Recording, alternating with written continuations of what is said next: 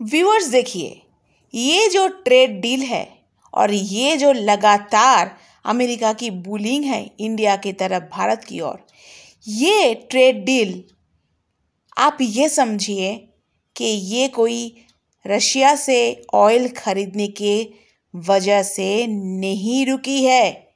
ये trade deal होने ही वाला था, लेकिन ऐसा क्या हो गया कि ट्रंप ने वो डील आगे नहीं बढ़ाया, ताकि आज जो दिन इंडिया को, भारत को दिखनी पड़ रही है, इसकी जो आप देखिए, मेरे बात पे यकीन रखिए, और तमाम जो न्यूज़ के चैनल आप सुनते हैं, यूट्यूब में देखते हैं, वो भी सुनते रहिए।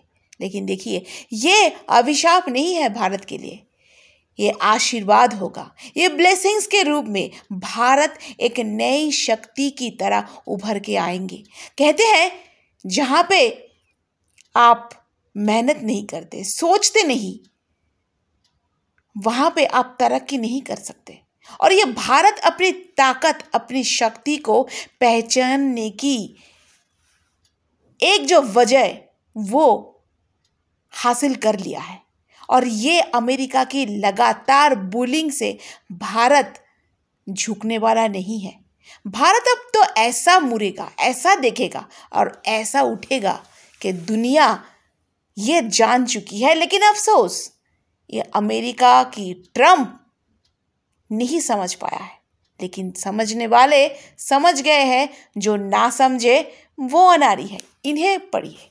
ये है अमिताभ कांत, जो 1980 की आईएएस बैच की ऑफिसर थे और जो सर्व किया इंडिया G20 में अपनी योगदान।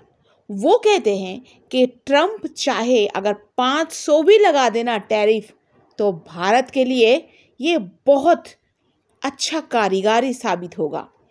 भारत अपने खुद की शक्ति को, जो भारत भूल चुका था, वो अब भारत काम में लाएगा, याद करेगा। और उसी के साथ ये डेटा भी देखिए, भारत के साथ ये जो ट्रेड की ग्राफ आप देख रहे हैं, और आगे भी सुनिए, भारत का वैश्विक जो व्यापार है वो लगातार बढ़ रहा है।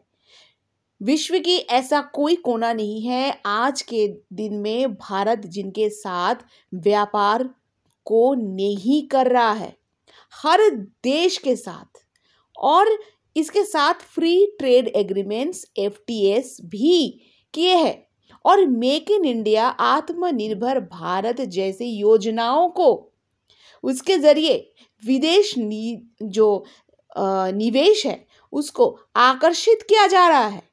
सोचिए। और इसके साथ साथ भारत की जो पोर्ट सिस्टम है, बंदरगाह, वो आज के समय में तेजी से विकसित हो रहा है व्यूअर्स। और यह देश की आर्थिक तरक्की और वैश्विक व्यापार को मजबूती देते हैं और उसमें एक महत्वपूर्ण हिस्सा निभाते हैं। और इन सब की कंक्लूजन आप जोड़े तो ट्रम्प चचा की जो गुस्सा है भारत के ऊपर, आपको इजीली समझ आएंगे कि क्यों भारत के ऊपर टैरिफ पे टैरिफ लगाए जा रहे हैं। और उसी के साथ साथ और भी मैं 2-4 डिटेल्स ऐड करती हूँ। इनमें से प्रमुख है, विकास के जो प्रमुख स्रोत है वो है सागरमाला प्रोजेक्ट। भारत सरकार की यह एक कहते हैं एक महत्वाकांक्षी योजना ये है कि जो बंदरगाह है उसको आधुनिकीकरण किया गया है, लॉजिस्टिक लागत से कमी और कोस्टल कम्युनिटी का विकास। इसके तहत नई जो पोर्ट परियोजनाएं हैं वो बनाई जा रही है और बंदरगाह पोर्ट को रेल और सड़क नेटवर्क से जोड़ा जा रहा है। सोचिए। उसी के साथ डिजिटल पोर्ट सिस्टम, बढ़ता जो कंटेनर ट्रैफिक और कार्गो को हैंडलिंग क्षमता को बढ़ाया जा रहा है। उसी के साथ साथ पब्लिक प्राइवेट जो पार्टनरशिप है, निजी कंपनियों को पोर्ट निर्माण और जो संचालन है उसमें जोड़ा जा रहा है। इससे तकनीक और निवेश में दोनों में वृद्धि होगी। और ये एक महत्वपूर्ण आंकड़ा है 2024 से 25 की अनुमानिक आंकड़े हैं, वो जरा देखिए। कुल कार्गो हैंडलिंग होगा 1500 प्लस मिलियन टन। सबसे व्यस्त बिजी पोर्ट होगा जवाहरलाल नेहरू पोर्ट JNPT मुंबई। सबसे तेजी से बढ़ता पोर्ट होगा अदानी ग्रुप द्वारा संचालित। वीडियो को एंड करने से पहले भारत की कुछ महत्वपूर्ण भविष्य योजनाएं जानिए। ग्रीन पोर्ट्स के ऊपर भारत काम कर रहे हैं, मल्टी मॉडल लॉजिस्टिक पोर्ट्स पे काम कर रहे हैं, नेशनल लॉजिस्टिक पॉलिसी पे काम कर रहे हैं भारत। ऐसे ही बहुत सारी जानकारी आपके सामने लेके आएंगे। तब तक शेयर करें, लाइक करें, सब्सक्राइब करें और भारतीय होने पे गर्व महसूस करें।